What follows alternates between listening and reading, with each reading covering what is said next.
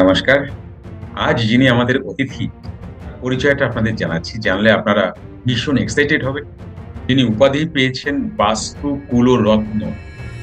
দুটো বই তিনি লিখেছেন এই বাস্তু এবং জ্যোতিষের উপর। 18 বছরের অভিজ্ঞতা। বাস্তু মঙ্গল, শ্রী জয় চক্রবর্তী।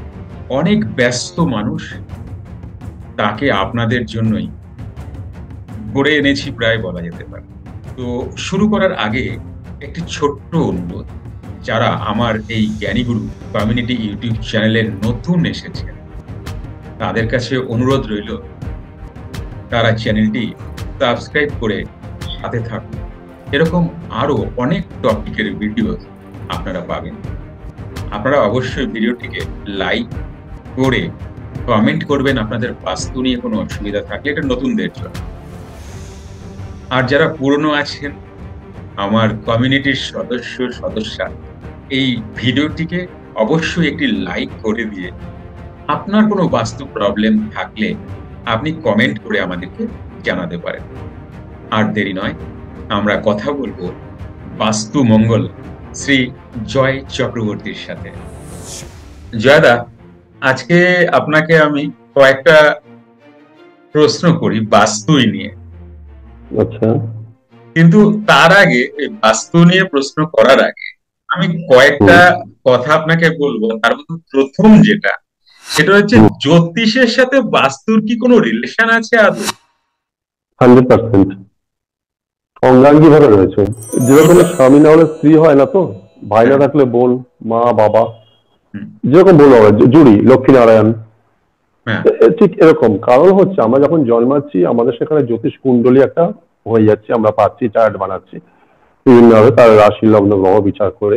কিন্তু সেখানে দেখা যাচ্ছে সে যে বাস্তুতে অবস্থান করবে বা করছে সেটা কিন্তু ওই কুণ্ডলের মধ্যে সে তৎক্ষণাৎ বেরিয়ে আসছে।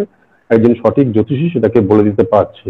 এখানে একটা মজার কথা আমি বলি, বিভিন্ন ক্ষেত্রে আপনি দেখবেন যে জ্যোতিষ আর বাস্তু কিরম রিলেটেড।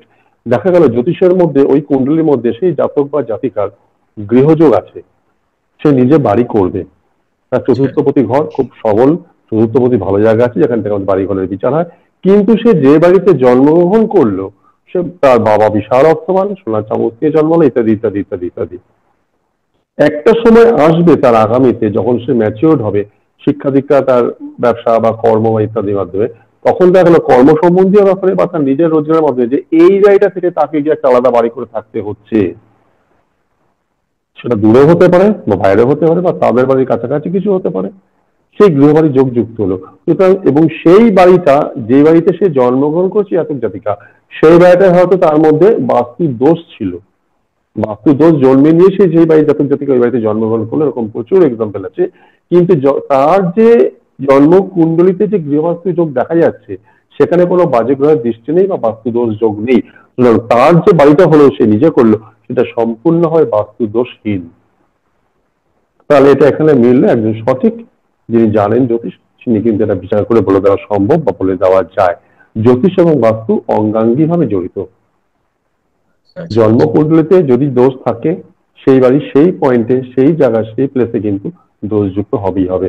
এবং সেই কর্নার বা সেই যে জায়গাটা অগ্নিকোণ বা ঈশান কোণ বা তার থেকে যে উদ্ভূত ডিস্টার্ব প্রবলেম গুলো, সেই জাতক জাতিকাদের ওই বাড়ি ফেস করতেই হবে।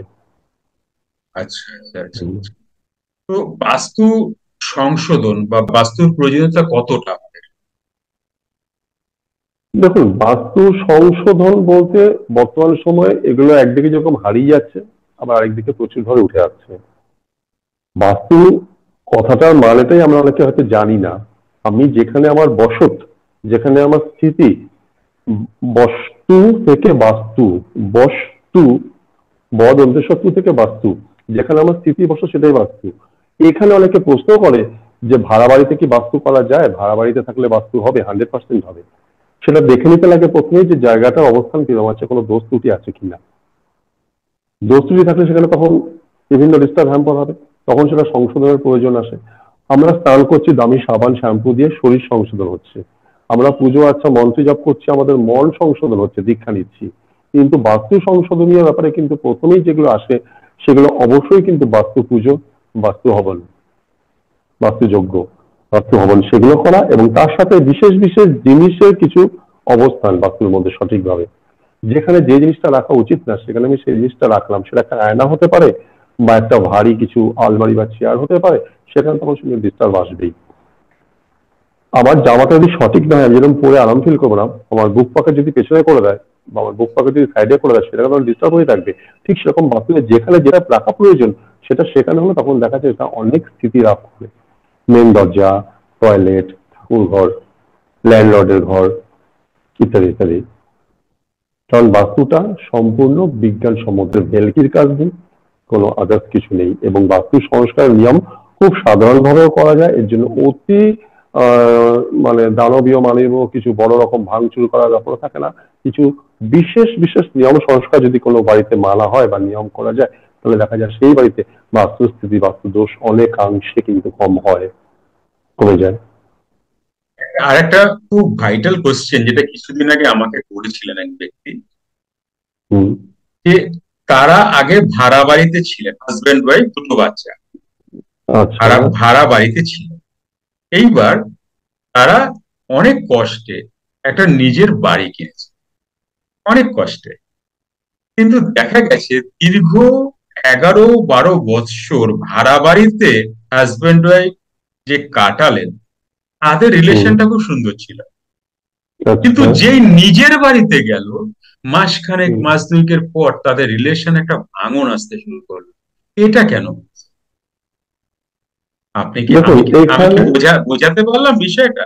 হ্যাঁ হ্যাঁ হ্যাঁ, ঠিক একদম ঠিক। এটা শুধু আপনি যে পয়েন্টসটা এসেছেন এই পয়েন্টসটা কিন্তু আরো বিভিন্ন দিক থেকে আসে বা আমাদের কাছে আসে। ঠিক এরকম, ঠিক এই বাড়ি চেঞ্জ করা, অফিস চেঞ্জ করা, অফিসের ক্ষেত্রে এটা হয়ে থাকে। ব্যবসা ফুলে কেটেছিল, অফিস চেঞ্জ করে একটা অন্য জায়গায় গেছে, তার আপনি ডাউন।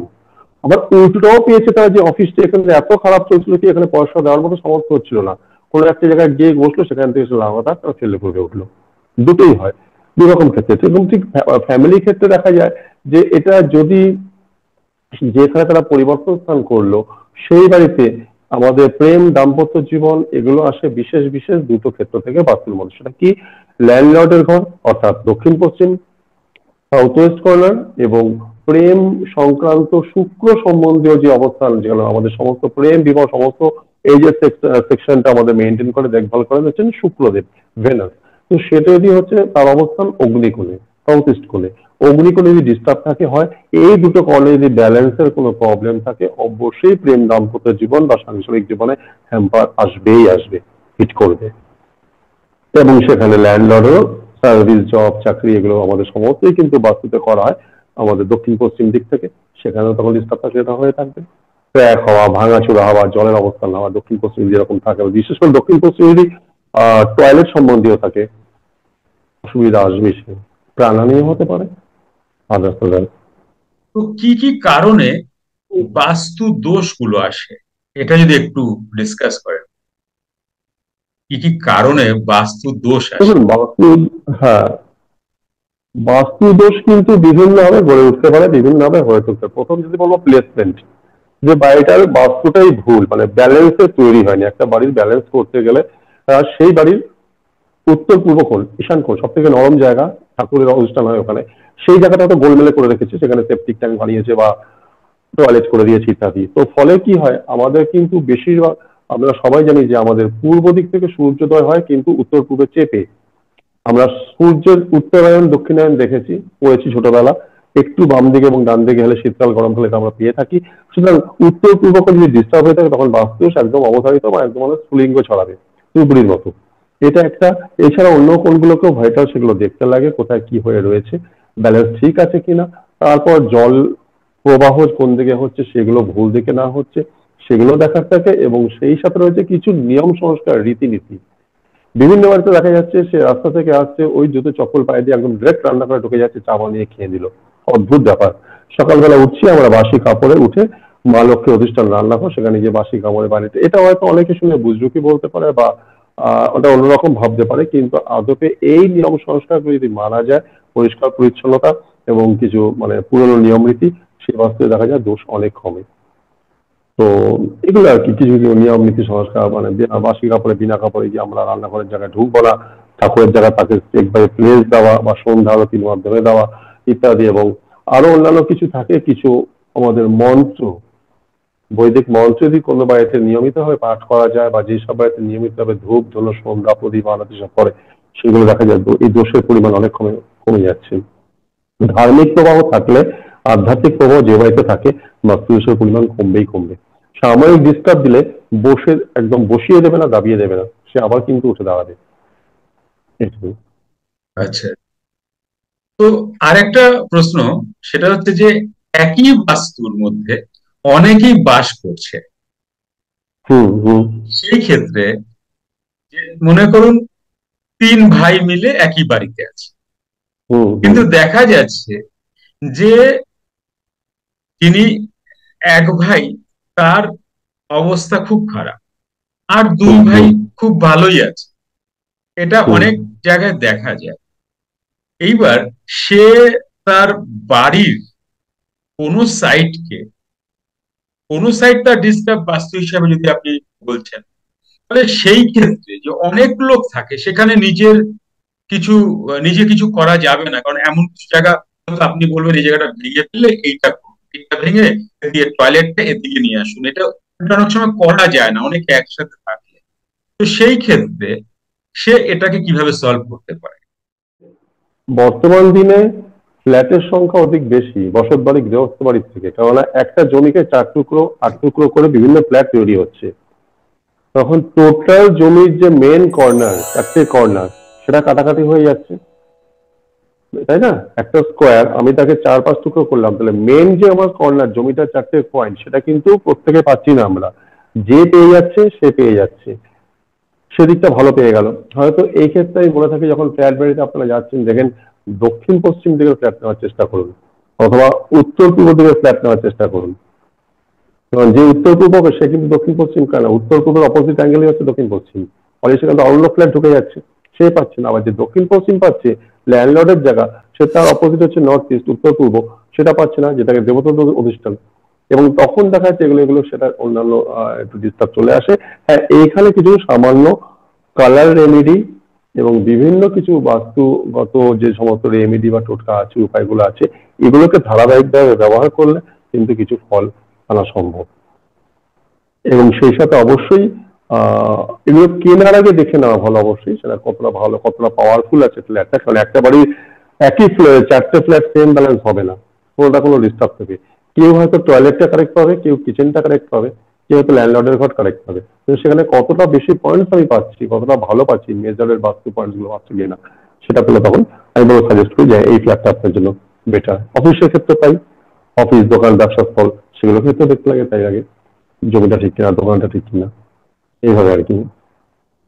আমার নেক্সট কোয়েশ্চেন, বাস্তু দোষে হুম। অর্থের আগমন কি কম হতে পারে? অবশ্যই। এর জন্য অবশ্যই। তার এর জন্য তার কি কি মোটামুটি একটা সাপোর্ট কি দেওয়া যেতে পারে তাকে? বাস্তুর জন্য হঠাৎ করে অর্থের আগমন কম হয়ে যাওয়া, যেগুলো দেখেছি আমি, যে কিছু কিছু পরিবারের মধ্যে একটা টেন্ডেন্সি আছে ফার্নিচার কেনা। ফার্নিচার কেনা? হুম। ফার্নিচার কেনা, আচ্ছা। মাসে মাসে 4 বার 5 বার এই ফ্রিজ, এই এটা, এই সেটা, এই কিনছে। এবার কি করছে, তারা যেই প্লেসমেন্ট গুলো রয়েছে, সোফা সেটটা এখানে, আলমারিটা এখানে, এটা ওগুলোকে ঘুরিয়ে দিচ্ছে। তার ফলে আমাদের যে একটা প্রবাহ চলতে থাকে, বায়ু প্রবাহ বলুন, একটা ভাইব চলতে থাকে যেটা আমাদের, সেটা কিন্তু তখন ব্যাহত হয়। আমি আজকে কন্টিনিউ এখানে বসে আমার যে অবস্থানের মধ্যে তৈরি হচ্ছি, কিন্তু তখন এটা ডিস্টার্ব হয়ে এদিকে, তখন মাইন্ড কনসেন্ট্রেশন আমাদের খারাপ হবে। অন্যদিকে ঘুরে বসলাম, বা কালকে কাজটা আরেকদিকে ঘুরে করছি, অন্যভাবে আমি করছি, তখন সেটা ডিস্টার্ব হয়ে থাকে যে কোনো স্থিতির ক্ষেত্রে। তো তখন এখানে কিন্তু অর্থের আগমন একটা দেখেছি আমি, এই ক্ষেত্রে আমি গিয়ে জিজ্ঞেস করি, আপনারা কিছু চেঞ্জ করেছেন রিসেন্টলি, বা কিছু কিনেছেন, বা কোনো সেকেন্ড হ্যান্ড জিনিস কিনে নিয়ে এসেছেন ঘরে সস্তায় পেয়ে, তখন সেগুলো বেরোচ্ছে। ভুল দিকে ভুল জিনিস লাগিয়ে রেখেছেন, বিশেষ করে আয়না বাস্তুর মধ্যে উল্টো ভাবে রেখেছে, তখন সেই আয়না অবশ্যই বিপরীত দিকটাকে এফেক্টিভ করায়, তখন সেটা তখন ব্যাহত হচ্ছে। এবং অবশ্যই সেখানে কিন্তু বাস্তুর সাথে রিলেটেড সেই জাতক বা জাতিকার জন্মকুণ্ডলিতে বর্তমান দশা কি চলছে। অশুভ গ্রহের দশা চললে সেখানে তাকে ডিস্টার্ব করবেই করবে, আর্থিক দিক থেকে ডাউন করবেই করবে। এবং এখানে আরেকটি জিনিস দেখা যায়, আমার খুব মানে এটা আমার মানে অবাক কত লাগে, যে বাস্তুতে আগুন আর জলের ব্যালেন্স কিচেনে, একে দুজনের দুজনের বিপরীত তো একদম। এই অপরকে আর কি সহ্য করতে পারে না, বা একজন একজনকে নিভিয়ে দিচ্ছে। তো বাস্তুতে বিভিন্ন দিকে ক্ষেত্রে গেছি, জল আগুন যদি পাশাপাশি থাকে, বিপরীতে থাকে, তাহলে সেই বাড়িতে কিন্তু ইকোনমিক্যাল হ্যারাসমেন্ট, ইস্যুয়াল ডিস্টার্ব কিছু কম থাকবে। তাদেরকে অপোজিট না থেকে তাকে সাইডে করে রাখতে হবে। এই ব্যালেন্সটা করা সম্ভব হলে, এবং যেদিকে জলের জায়গা সেদিকে জল, এবং যেদিকে আগুনের জায়গা সেখানে আগুন রাখলে কিন্তু অনেকটা বেটার রেজাল্ট আসে। আপনি এগুলো আপনি এগুলো বলছেন, আর আমি আমার ঘরগুলোকে একবার দেখে নিচ্ছি সব ঠিকঠাক আছে তো। এখানে আরেকটা ছোট পয়েন্ট থাকে, বাস্তুর মধ্যে এত মেজর পয়েন্ট আছে, এত মেজর বিভিন্ন রকম ডিস্টার্ব প্রবলেম থাকে, যেগুলো আহ, অনেক বড় বড় মানে কি বলবো, ডাক্তারি শাস্ত্র বইতে বা আদার্স হতে পারে, অনেকে বলতে পারে, সেগুলো নিয়ে এত কিছু ডিস্টার্ব হয়, যেরকম আমাদের উপরের বিম, ওভারহেড বিম যেগুলো থাকে পুরোনো বাড়িতে দেখা যায়, এখন তো বিম রুমে বা বাইরে মানে লাগিয়ে দেওয়া হয় ওয়ালের সাথে, কিন্তু বিম যদি ওপেন থাকে তার তলায় বসা বা অবস্থান করা, কাজ করা, সেটা খারাপ। এবং যেই বাড়িতে চৌকাঠের কোনো অবস্থান নেই, সেই বাড়িতে economical flow all time down, মানে টাকা আসে এবং বেরোবার একটা রাস্তা তৈরি। চৌকাঠ মানে মেন দরজার মধ্যে নিচে একটা স্ল্যাব মতো থাকে, আগেকার দিনে একটা কাঠ দিয়ে করা হতো বৃহস্ত গ্রাম বাড়িতে, আমাদের এখন এখন হয়তো মার্বেল বা টাইলস দিয়ে করে দেয়। কোনো বাড়িতে ফ্ল্যাটে ওটা প্লেন থাকে, মেন দরজাতে কিচ্ছু নেই, নাথিং। তো ঠিক জল ঢালে এরকম ওটা বেরিয়ে যাচ্ছে, আমরা বলি না যে টাকা জলের মতো খরচ হচ্ছে, ঠিক আমি গিয়ে আগেই দেখি এখানে যখন এই ডিস্টার্ব পয়েন্টটা আসে আমার কাছে, আমাদের ইকোনমিক্যাল ডিস্টার্ব ডাউন, ওভার ফলে বলে যে আপনি চৌকাঠটা আগে লাগান, স্টান্ট হয়ে গেল, আরে না দেখে বলে দিল, ফ্ল্যাটটা না দেখে বলে দিল, হ্যাঁ দাদা নেই নেই নেই, হ্যাঁ ওটা লাগান, এগুলো অনেকটা গার্ড হয়ে যাবে। কারণ জলের মতো টাকা খরচ যে প্রবাদগুলো তৈরি হয়েছে পুরোনো, আমরা যে বানিয়েছেন আমাদের পূর্বসূরীরা, এমনি এমনি না, তো তখন বাঁধন দিতে লাগে ইত্যাদি, তো এটা হবেই। এরপর অন্যান্য গুলো এরা সাধারণ বললাম মজার ছলে, এই কিন্তু সত্যি এটা হয় চৌকাঠের ব্যাপারটা, মানে মেন রাজ্যে এটা আবার অন্যান্য আছে, এগুলো বিভিন্ন মানে মানে ধুলো নোংরা ময়লা আসার জন্য একটা গার্ড, ওগুলো তো নিচ দিয়েই ঢোকে, পোকা কিরামাকড়, একটা গার্ড দেওয়া পুরোনো দিনের ক্ষেত্রে। আগেকার দিনে কাঠের হতো, দেখেছি, চারটে 3 কাঠ আর নিচে একটা চৌকাঠ, 4টে কাঠ মেন দরজায়, সেটাই। এই আর নেক্সট কোশ্চেন আমার, জীবিত বাস্তু বা মৃত বাস্তু, অন্যভাবে বলতে গেলে বাস্তুর মধ্যে যে নেগেটিভ এনার্জি কখন বেশি পরিমাণে তৈরি হয়, যদি এটা একটু ডিসকাস করেন। গল্প দিয়ে বলবো না অ্যান্সারে বলবো? গল্প দিয়ে বলুন। অনেক সময় লেগে যাবে। লাগুক সামান্য, ঠিক আছে। আমার ফেসবুক পেজে কিন্তু একটা পয়েন্ট করা আছে, সেটা করে দেওয়া হয়েছে আমার টেক কোম্পানির বাড়ি, আর আরেকটা করে আর রয়েছে গল্প স্টোরি দেওয়া হয়েছে, স্টোরি না, রিয়েল ঘটনা, সেটা আমাদের হচ্ছে বাসন্তী গোসাবার ভেতরের দিকে। আমি আপনার ফেসবুকে একটা স্টোরি পেয়েছি, সত্য যে স্টোরি, হ্যাঁ সত্য স্টোরি, আমি ঢুকে ওটা পড়েছি, তো যদি যে কোনো একটা গল্প যদি বলেন। দেখুন, জীবিত বাস্তু মৃত বাস্তু হচ্ছে কি, দেখুন যেই বাড়িতে জীবিত মানে কি অ্যাক্টিভ, আমরা এটা জানি অল টাইম অ্যাক্টিভ রয়েছে, জীবিত একদম স্বামী বিবেকানন্দ অ্যাক্টিভ, সবসময় খাওয়া দাওয়া সূত্র রাখো, লড়ো, কাজ করো, হ্যাঁ একদম উন্মোদনা ইয়ে দাও, এনার্জেটিক, রাইট, হ্যাঁ ভাই। তো বাস্তু তাই হয়ে থাকে, বিভিন্ন বাড়িতে আপনি যাবেন, আপনার নিজের অভিজ্ঞতা বলে দেখুন, বাস্তবে গিয়ে কিন্তু ভালো লাগছে না, এই কথা বলে কখন উঠবো এমন যেন, এটা হয় ফিলিংস আপনারা অনেক বাড়িতে পেয়ে থাকবেন, আপনারা নিজেদের বিচার করে দেবেন, রিলেটিভ আত্মীয় বন্ধু হতো বাড়ি থাকলে ভালো লাগছে, মানে ঝিমানো, বলো আরে বা দারুণ, চলো আরেকটু বসি, আরেকটু গল্প করি, আরেকটু চা হোক, এটা এইখানে আবার বাকিটা বুঝলেন, যেই প্রথম বাড়িটার কথা বললাম যেখানে ভালো লাগছে না, কারণ ঝিমেলা পড়ে না, তাহলে লক্ষ্য করে দেখবেন সেই বাড়িতে কিন্তু গাছ কম বাড়ছে। আচ্ছা, গাছ কম বাড়ছে, তুলসী গাছ পড়ে যাচ্ছে, গাছগুলো অর্ধমৃত, কেমন প্রাণ নেই পানি, যা জীবিত অস্ত গাছ ফুলে ফেপে রয়েছে, সমস্ত ফল হচ্ছে সুন্দর সুন্দর সুন্দর সুন্দর। তো এই ক্ষেত্রে যখন প্রথম বাড়ি যারা করায় জমির ক্ষেত্রে গিয়ে আমি সেখানে জমিটা বিচার করে দেখি, এবং আমাদের কিছু পরীক্ষা নিরীক্ষা আছে, জমির মধ্যে মাটি খুঁড়ে জল ঢেলে এই জমিটা কতটা মানে ভাই, এবং সেটা মানে আমরা সাধারণভাবে জানি জমিতে জল টিনে নেয়, কিন্তু জমিতে জল ফেললেও বালতি বালতি জলটা আনবে না, হ্যাঁ। এবং সেটা কিছু আগুনের ব্যবহার থাকে, মাটির তলায় আগুন দিয়ে, মোমবাতি দিয়ে আগুন দিয়ে, সেটাতে কিরকম হয়, হাওয়া দিলেও মোমবাতি নিভবে না, একদম এতটাই স্ট্রং এফেক্ট, সেটা আপনি চাক্ষুষ দেখতে পারেন থাকলে। তো এইগুলো করে তখন আমরা একদম জমিটা কতটা ভাই ভালো বেটার এগুলো করে, এবং জমির মধ্যে কোনো গাছ রয়েছে কিনা ইত্যাদি দেখে আমাদের সমস্ত মানুষের জয়।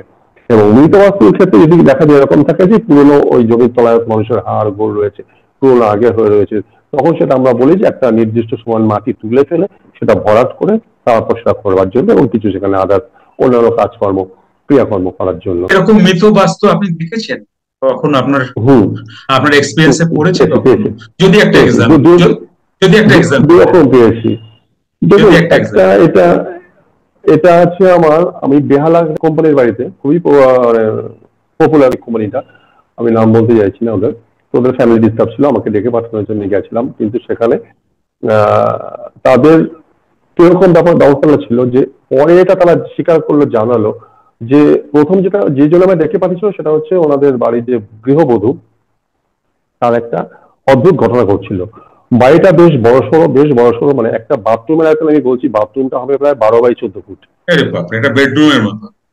হ্যাঁ, সেই বাথরুমের মধ্যে আমার দেখলাম যে ওই বাথ টব বসানো, বিশাল বাথ টব, এই সমস্ত এগুলো বেশ বলে দিবারে রেহাইশি বাড়ি, একদম সুন্দর এই সমস্ত। কিন্তু ভদ্রমহিলার প্রবলেম হচ্ছে যে উনি বাথরুমে যখন স্নান করতে ঢুকছেন তখন 1.5-2 ঘন্টা 2.5 ঘন্টা সেই বাথরুমের মধ্যে কাটাচ্ছেন।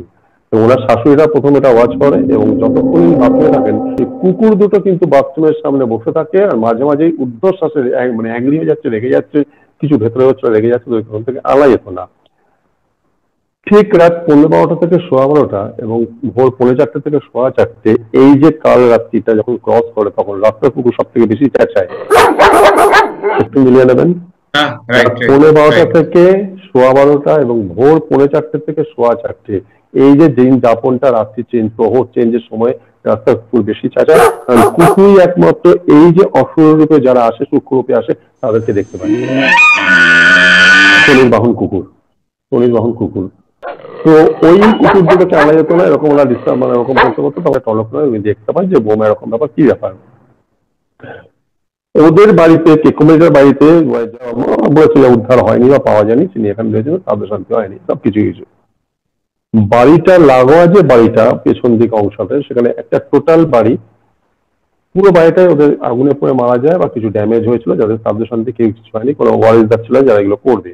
ফুললি দুটো ড্যামেজ, পুরো বাড়ি ওরকম যারা মারা গেছে, কোনো সাধ্য শান্তি আদার যে কাজগুলো, ক্রিয়াকর্মগুলো হয়নি, ইত্যাদিতে তাদের বাড়ি লাগোয়া। এবং ওরা প্রতিদিন সন্ধ্যাবেলা বাড়িটার ওই পেছনে ব্যালকনির মতো একটা বড় ছাদ মতো জায়গা ছোড়া, চামচে চামচে গন্ধ পেত ইত্যাদি আসতো।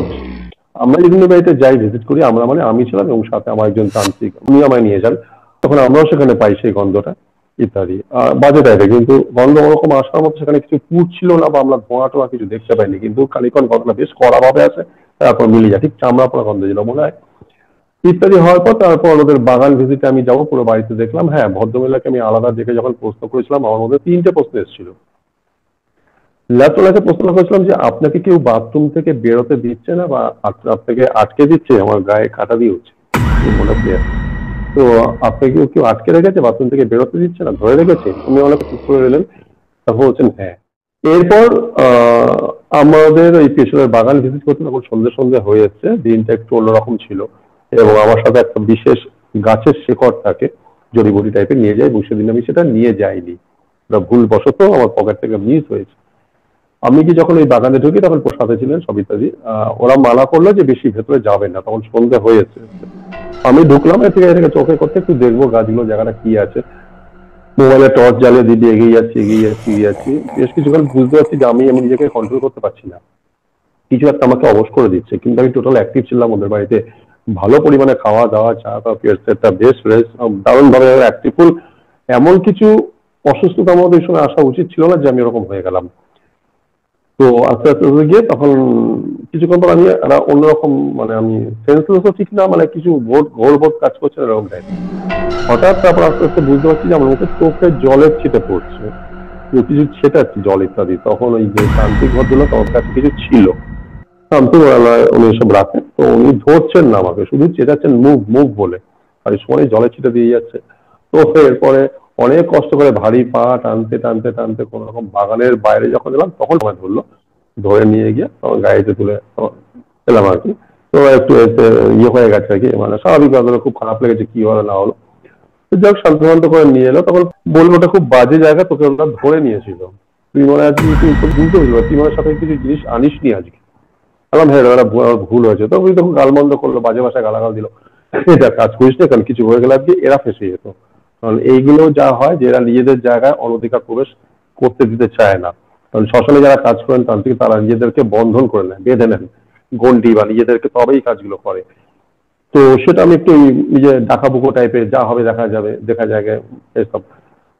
তো সেটা পরে ওনাদের বাড়িতে প্রদীপদা সব করলেন, তারপরে বললাম যে হ্যাঁ এই ব্যাপার আছে কিন্তু, এবং ভদ্রমহিলার সাথে ওই যে প্রেতাত্মা যিনি মারা গেছেন, যার শ্রাদ্ধ শান্তির কাজ হয়নি, পরে ওদের বাড়িতে হোম যজ্ঞ হয়, শুক্তো লঙ্কার যজ্ঞ করে আরো কেউ লোকজন মিলে প্রচুর লঙ্কার যজ্ঞ, এবং প্যারা সাইকোলজিস্ট একজন নামি আর কি, মানে বন্ধু, তার কাছে গেছিলাম খোঁজার জন্য। পরে উনি বললেন হ্যাঁ এটা হয়, এরকম হওয়া সম্ভব, প্রেতাত্মা অদ্ভুত ভাবে।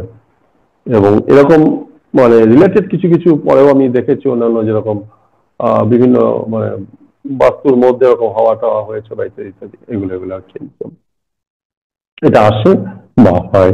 এখন ওনারা সুস্থ, এখন ভালো, কিন্তু গুমখুন যে বাড়িটার মধ্যে হয়ে রয়েছে, এটা একটা খুবই তাদের জন্য ভালো। মাঝে মাঝে রোগ কিছু প্রবলেম ডিস্টার্ব তো থাকবে অবশ্যই, এই ইত্যাদি। এটা একটা, আরেকটা ছিল আমার আমাদের বসে গোসাবা ভেতর দিকে, একদম ভেতর দিকে। তারা অবশ্যই সেটা ওদের ফ্যামিলিগত কারণে বাস্তুর মধ্যে একে অপরকে, বিশাল বড় ফ্যামিলি, সম্পত্তি প্রাপ্তির লোভে, এবং সেখানেও কিছু দেখেছিলাম যেরকম কতটা খারাপ হতে পারে। মানে বাস্তু দোষ করার জন্যই যেন বাড়িটাকে বানানো হয়েছিল ইত্যাদি। এত বড় জায়গা, এরিয়া, কারোর সাথে কারোর কোনো মিল নেই, কোনো কোনো পয়েন্টে মিল নেই। যাই হোক, সেগুলো আমি বলতে চাইছি না, সবাই বোঝে এগুলো, অর্থই এখন সব কলিযুগে। তো সেটা একটা দেখেছিলাম বেশ বিস্তারপূর্ণ এই। হুম। বর্তমান দিনে বাস্তু বাড়ি থেকেও ফ্ল্যাট বাড়ি ইত্যাদি প্রভাব অনেক বেশি আমরা দেখতে পাই। হুম। লোক সংখ্যা বৃদ্ধির কারণেই এটা হচ্ছে। এইবার হুম। ফ্ল্যাট বাড়িতে কি আদৌ বাস্তু পরীক্ষা সম্ভব? সম্ভব, সম্পূর্ণভাবে সম্ভব, এবং করা যায়। সেখানে 10টা পয়েন্টের মধ্যে হয়তো 10টা মিলবে না, কিন্তু যদি 4-5টাও সে পেয়ে যায়, সে অনেকটা ভালো এফেক্ট পাবে। আচ্ছা। এবং বাকিটা কিছু কালার থেরাপি অবশ্যই করতে লাগে বাস্তুর মধ্যে, এবং সাধারণ বা যে কোনো ক্ষেত্রে কালার থেরাপি একটা মাস্ট। বিয়েতে লাল রং, শ্রাদ্ধে সাদা, হসপিটালে সবুজ কেন, কিছু তো রয়েছে। আচ্ছা। সূর্য স্বাস্থ্যকে যদি দৈনন্দিন ভাবে ব্যবহার করে, তার উন্নতি হয়ে থাকে, তখন হাতে হিরে জহরত করার দরকার পড়ে না। হবে কোন রং, আমার লেখা বাস্তুমঙ্গলের ডিটেলস বলা হয়েছে। আচ্ছা। সূর্যের সাতরঙের ব্যবহার, সে এফেক্ট করবেই। সূর্য প্রাণ শক্তি, সূর্য সাতরঙকে দৈনন্দিন দিনের মাধ্যমে ব্যবহার করলে সে নিশ্চয়ই সে ভালো রেজাল্ট পাবে। তো এটা কালার থেরাপিতেও ফ্ল্যাটের মধ্যে হয়, তখন বাস্তবতাতে এটা ভালো আসে। আপনি তাহলে দুটো বই লিখেছেন, তাই তো? হ্যাঁ, দুটো বাস্তুমঙ্গল এবং কল্পতরু। বাস্তু মঙ্গল এবং কল্প। কল্পতরু। তো বাস্তু মঙ্গলটা কি কি নিয়ে লেখা আছে? বাস্তুমঙ্গলের মধ্যে তথ্য সমৃদ্ধ প্রচুর আছে, এবং কিছু কিছু বেশ কিছু উপায় টোটকা বা নানা রকম গল্পের ছলে কিছু বলে দেওয়া।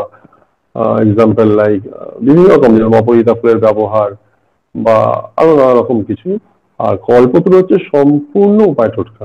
এই যে দৈনন্দিন এত সমস্যা, কর্ম, শিক্ষা, এটা ওটা, তো সহজে হাতে কেউ আমাদের মতো জ্যোতিষ তান্ত্রিকদের কাছে গেলেই একগুচ্ছ পয়সা দেওয়া, ভিজিট দেওয়া, এই করো এই করো, সে ঘরে বসেই যাতে কিছুটা সে নিশ্চিত থাকতে পারে, ফ্রি থাকতে পারে, সুস্থ থাকতে পারে। কিছু স্নানের মাধ্যমে কিছু দ্রব্য ব্যবহার করে তার কি ফল পাই আমরা, স্নানের সময় কিছু জিনিস ব্যবহার করে দেওয়া, তাতেও ভালো রেজাল্ট আসে। এই সমস্ত নিয়ে কল্পতরু, বিভিন্ন বিভিন্ন উপায়। দাম্পত্য, শারীরিক সমস্যা কিছু রয়েছে তার মধ্যে, যেগুলো দাম্পত্য জীবনকে হ্যাম্পার করে, সেগুলো নিয়েও বেশ কিছু লেখা রয়েছে। বিভিন্ন প্রাকৃতিক জিনিস, যেমন আমাদের রান্নার কাজে ব্যবহৃত দারচিনি, লবঙ্গ, এলাচ, তেজপাতা, এরকম হলুদ, বিশেষ করে হলুদ, হলুদ প্রচন্ড এফেক্টিভ বিভিন্ন কাজে, শুভ, বিশেষ করে শুভ কাজের জন্য, অশুভ কাজে নয়। সেটা তখন অশুভ কাজের জন্য লবঙ্গ, বিভিন্ন উপায়, ক্রিয়া টোটকা, এরকম নানা রকম কিছু দিয়ে কল্পতরু সাজানো, যাতে না, সবার কাজে নাম লাগে। নামটা কিন্তু বেশ দিয়েছেন, কল্পতরু। তার আশীর্বাদ, রামকৃষ্ণদেব একদম। দিলাম, রাখলাম। বাস্তু সংশোধনের ক্ষেত্রে কি রেমেডি প্রয়োজন হয় আমাদের? দেখুন, বাস্তু সংশোধনের ক্ষেত্রে বাস্তুর বিভিন্ন ক্যারেক্টার আলাদা, প্রতিটা বাস্তুর ক্যারেক্টার আলাদা, প্রতিটা মানুষের ক্যারেক্টার আলাদা। তো সেখানে সব থেকে ভালো এফেক্টিভ হচ্ছে যে, আমি একটা জিনিসই বলবো, এটা যারা নিয়মিতভাবে করেছে, কারণ আমি দেখেছি এটা বিভিন্ন বাস্তু ভিজিটের ক্ষেত্রে গিয়ে, যে দীর্ঘ বছর, দীর্ঘ বছর মানে 14-15 বছর কন্টিনিউ, 14-15 বছর কন্টিনিউ বাড়িতে একটা কোন রকম হোম যজ্ঞ হয়নি তাদের, আচ্ছা। ঠাকুর মশাই এসে সরস্বতী মায়ের পরে সরস্বতী পুজো ফুল চন্দন চুটছে, লক্ষ্মী মায়ের পরে ফুল চন্দন চুটছে। এটা যে হোম যজ্ঞ সঠিকভাবে হবন হবে 108 বেলপাতা আহুতি দিয়ে,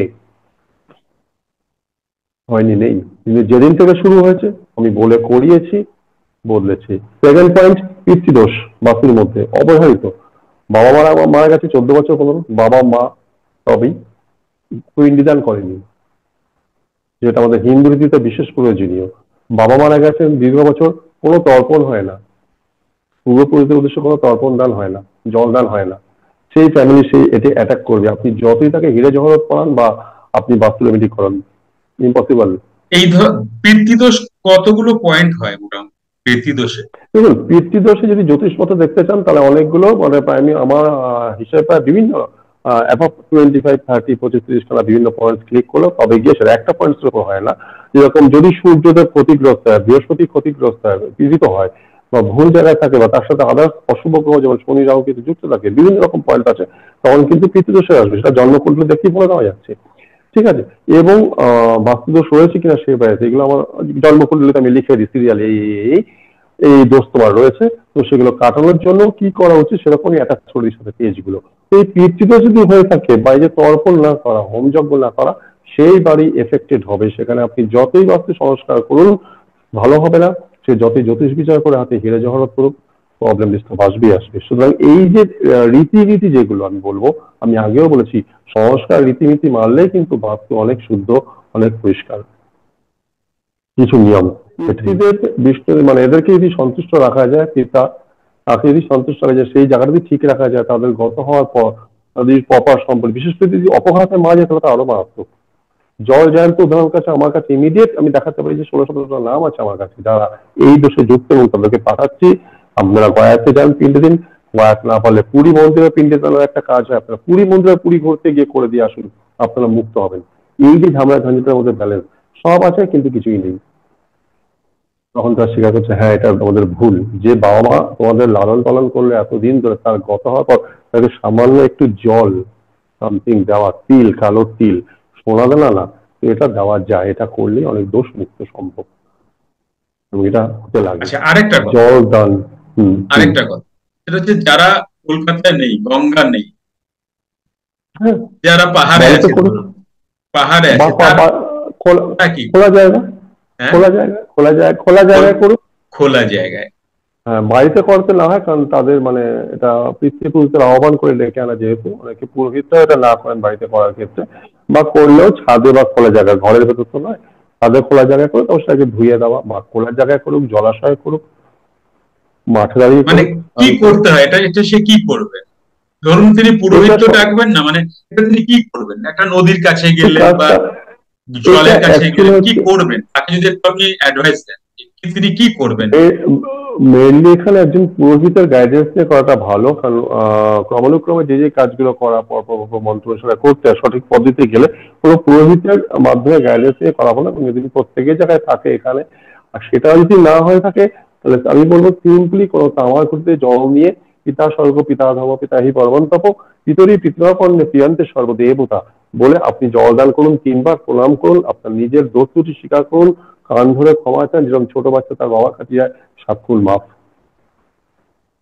আচ্ছা, অবশ্যই পুরোহিতের গাইডেন্সে করা ভালো হয়। হ্যাঁ, গঙ্গা নাই থাকতে পারে, পুকুর জলাশয় থাকতে পারে, সেটাও না থাকতে পারে একটা খোলা জায়গায় করুক, বা বাড়ির ছাদে করুক। কাজ হয়ে যাওয়ার পর জায়গাটা ধুয়ে দিল, সে ভালো পাবে, এবং অবশ্যই ভালো রেজাল্ট আসবে তার। তো আমার আজকে লাস্ট কোশ্চেন, নিশ্চয়ই। জ্যোতিষ বিচার করে কি বোঝা যায় যে বাস্তু দোষ আছে কি নেই? জ্যোতিষ বিচারের মাধ্যমে বাস্তুদোষ আছে কিনা এটা সম্পূর্ণভাবে বোঝা যায় যিনি জ্যোতিষ জানেন, যিনি জ্যোতিষ শাস্ত্র অর্জন করেছেন, স্টাডি করছেন।